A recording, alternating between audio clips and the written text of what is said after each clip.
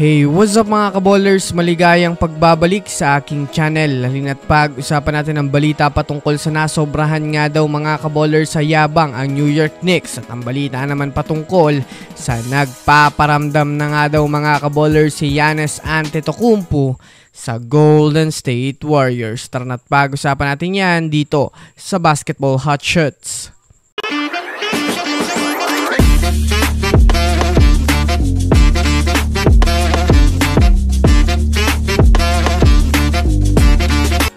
Una nga muna tayong dumako mga kaballers sa balita patungkol sa nasobrahan nga daw mga kaballers ang New York Knicks sa yabang. Well, sa ngayon nga po mga kaballers ay 1-0 na nga ngayon ang standing sa Eastern Finals ng labanang Indiana Pacers at ng New York Knicks matapos mag-choke ang Knicks sa kanilang home court.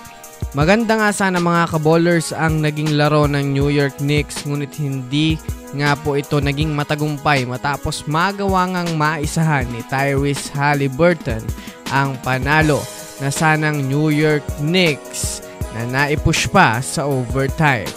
Simula pa lang nga po mga kaballers ng laro ay sobra na ang kumpiyansa ng Knicks dahil bukod sa mainit ang opensa ng kanilang kupunan ay nasa home court pa sila mismo. Mainit nga mga kaballers ang naging palitan ng Pacers at ng Knicks. Nga tila'y kinakain nga sa trash talk ng Knicks ang Pacers, ngunit sa naging pagkatalo nga po mga kaballers ng New York Knicks kanina ay tila batikos nga po ang naging resulta sa kanila ng mga fans dahil nasobrahan nga daw ito sa kumpiyansa at nagyabang na kagad na hindi pa sila nananalo. Kaya sigaw nga ng mga Pacers fans, karma nga daw kagad ang inabot ng New York Knicks.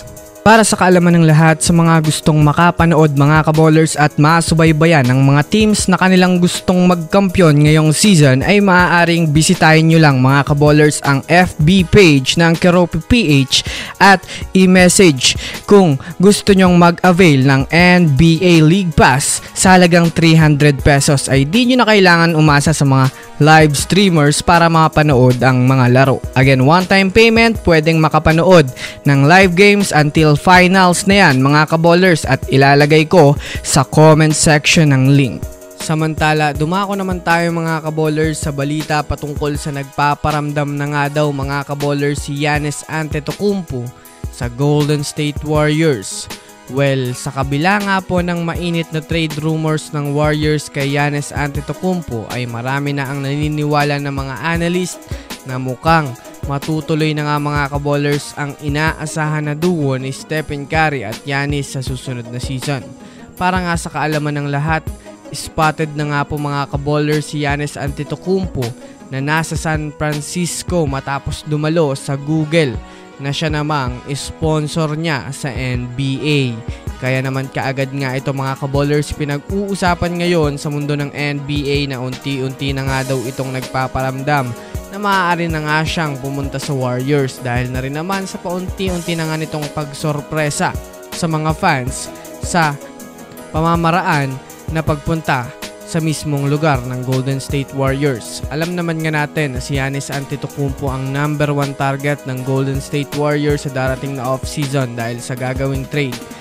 Na kay Giannis Antetokounmpo na rin naman nga po mga kaballers ang desisyon kung sakaling papayag na talaga siyang umalis sa Milwaukee Bucks at lumipat sa ibang kupunan. So yun lamang mga kaballers, yan lang naman ang pag-uusapan natin ngayon. Pindutin na ang subscribe and hit nyo na rin ang notification bell para sa mga susunod na updates sa mundo ng basketball. Again, this Basketball Hot Shots. Thanks for watching.